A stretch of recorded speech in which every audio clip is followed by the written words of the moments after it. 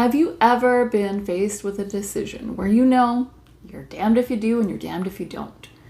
If you do nothing, you're going to lose. And if you do something, no matter what it is that you do, you're also going to lose. Of course, you've been in that situation because we all have. Everyone on this planet has felt that at one point or another. But when you're in a relationship with a narcissist, a close relationship with a narcissist, you're going to find yourself in that double bind more often than not. And it is incredibly frustrating. Not only that, but it can eat away at your ability to make decisions at all. So in this video, we're going to talk about the double bind, what it is, why it's so effective, why it's the narcissist's go-to move, and more importantly, what to do when you find yourself in this type of double bind. Stay tuned. Welcome to the Common Ego community. My name is Christina, and on this channel we talk about emotional abuse, spirituality, self-help, self-development, and more. So if those sound like topics that interest you, go ahead and subscribe and hit that bell icon so you can be notified when I post new content. Now today we're talking about the double bind, the narcissist's favorite tool. Have you ever played a game with a child? And any type of game that you play, it ends up feeling like you're playing I win. No matter what, the child is going to change the rules so that they win. But as children grow, they learn how to share and they learn how to play nice with others. They learn how to play games, they learn how to win and lose. But some children never do. And those children grow up to be highly narcissistic people. And as adults, these behaviors can be very, very toxic and damaging. So that brings us to the narcissist's double bind. Now, narcissists aren't the only ones who could put you in this double bind, but it is a go-to move. If you have had a close relationship with a narcissist, you've been in a double bind before. There's no doubt. There's no question about it. You have found yourself in that situation. So what is a double bind? Well, it is that type of no-win situation where the person has given you conflicting information. So there really is no clear answer. There's no good choice. They've told you that A is bad and they've told you that B is bad, but they've told you that you need to choose between one of the two. And now it's never that simple. They're never giving you that information all at once, like A is bad, B is bad, just choose one. We've probably been in those situations too, where it's like, I know A is bad and B is bad, but I just have to choose the lesser of two evils. That's not what this is about. This is more like the I win game. So they're going to give you a choice. They're going to present you with a challenge or a request or a demand, and you are going to have to respond to it. You have to respond. I guess you respond because you want to keep the peace and you want to make this person happy for whatever reason. Maybe if only because it makes your life easier. But so you're going to respond and you're going to know that there's no good answer.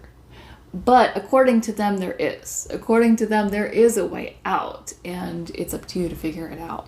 So here's an example.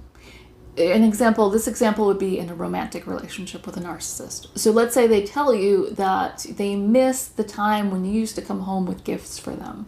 It made me feel special, and it made me feel loved. You haven't done that in a long time, and I'd really love it if you start doing that again. Now, that seems very straightforward, right? And if it wasn't a narcissist that you were dealing with, or an emotionally manipulative person, a very unhappy person, if it was anyone else, it could be straightforward. They might be saying, gifts make me feel loved, and whatever it is, however small, just something to let me know that you were thinking about me. If you could do that, that'd be great. And then you do it, and then it's great. But if you're dealing with a narcissist, it's not great. It's never great. There is no way out of this. There is no good scenario. There's no good choice. And you probably know this because, maybe the reason you stopped buying gifts in the first place is because your gifts were never good enough. So you would buy a gift and then you would get in trouble for it for some reason. So there you are in the doghouse when you were just trying to do something nice. So you stopped doing the nice thing, but now you're in a situation where you are being asked to do that again, but you already know there is no way out. So what do you do? I'm going to cover a couple of tips at the end for really what you can do, the few options that you have in these situations. But most of us, when we're presented with this type of double bind, what we do is just kind of spin our wheels trying to please the person, trying to do whatever it takes to smooth this over so that we can get on to the next thing. And this could come in the form of, the example I gave is a gift, but it could be something serious about the relationship. Sometimes when you're in a relationship with a narcissist, you feel like you have this goalpost is always moving. The rules of the game are always changing. And, they expect things of you.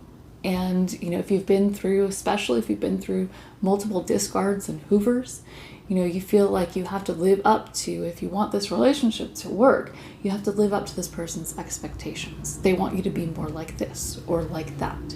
And so you do it. You change yourself. You change things about yourself, or you hide things about yourself to meet this person's expectations, to meet that goalpost that is always moving.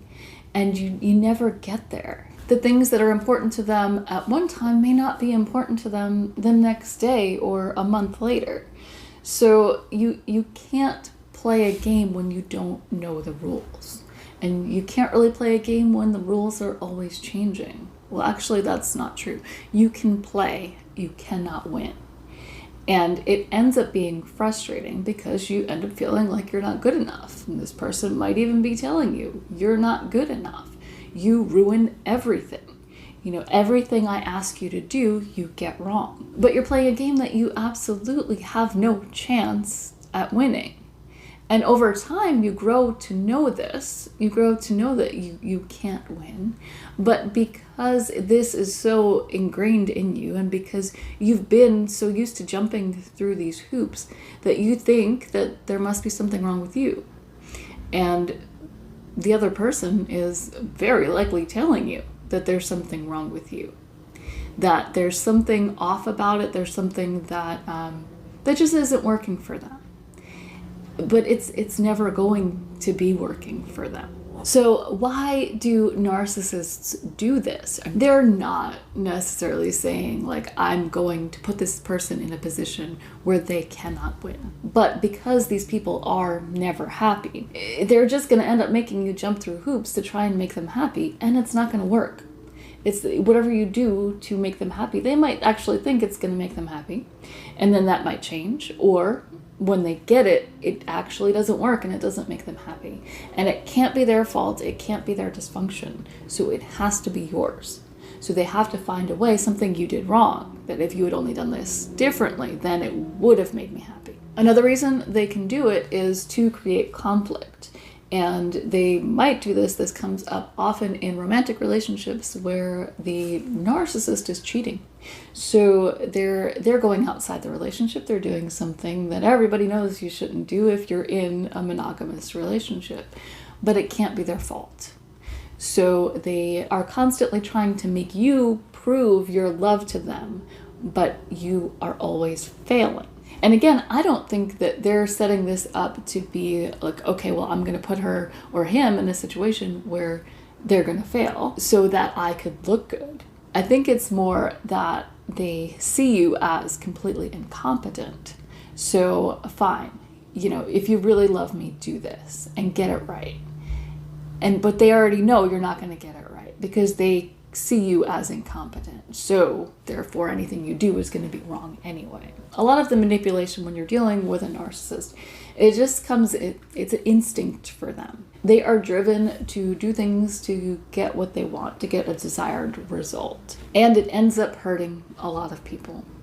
And it could end up destroying people, to be honest. This type of manipulation, this double bind that we find ourselves in so often, being in the situation again and again and again, it can really, really have an impact on your own sense of self. it could have a major, major impact on your own self-esteem.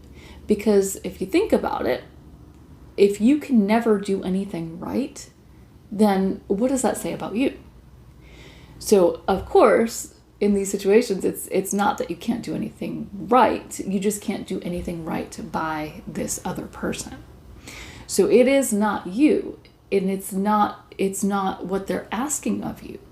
It is that they are changing the game and that you just are wrong by default in their eyes. And that is more of an issue with them than it is with you. But it doesn't feel like that in the moment. These double binds, they are a major source for feeding that rumination, that overthinking, and anxiety that a lot of us tend to deal with. Because when you know you can't win, you're going to be thinking about all the possible scenarios and outcomes. If I do this, then they'll do this. If I do this, then maybe they'll do that. Or maybe this will happen.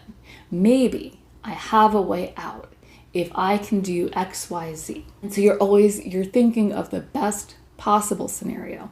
And you're thinking of all the conflicting messages that you got in the past. Well, I could do this, but then there was that last time that I did that and it didn't work out well. So I'm not going to do that. Or how about this? And you're going through all of these possible scenarios to try to just find peace, to try to make this person happy so your life could maybe be a little bit easier.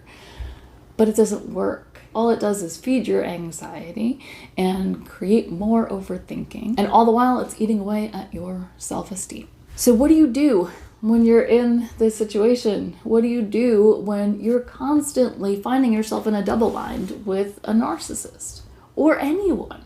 Maybe you don't know they're a narcissist. There's a lot that comes along with putting that label on somebody, and it's not even necessary. It honestly isn't. If it's you, if you think that you might be a narcissist, then it might be necessary to figure that out and get some help. But really, the only person that matters in this is you.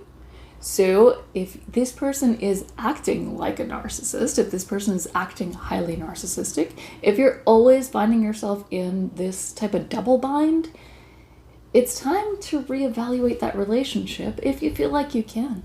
If you feel like this is one that you can end and you can get out and maybe find some happiness and do the work to undo all that damage that was done throughout the relationship, then that might be the best course of action. You're the only one who could make that choice.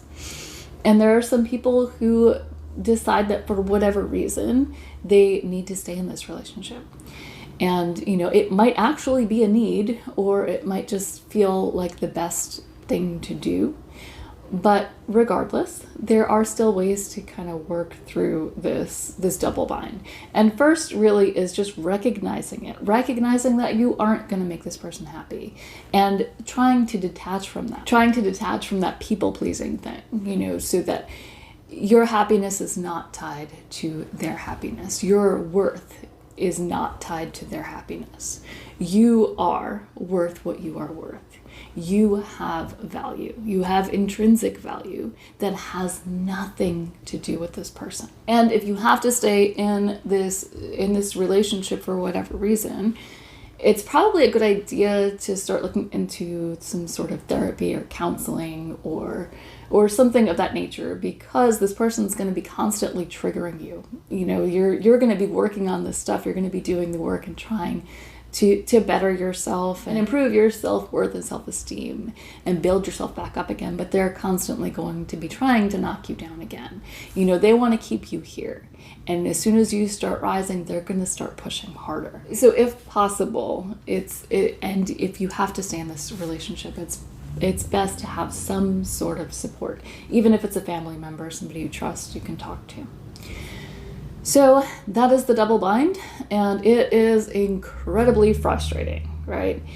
More than that, though, it is damaging. It is so, so damaging. If you found this video helpful, go ahead and hit that like button. It really does help YouTube know who to show this video to and that it was valuable to you. So it might be valuable to someone else. And if you aren't already subscribed, consider doing so. And I will see you next time.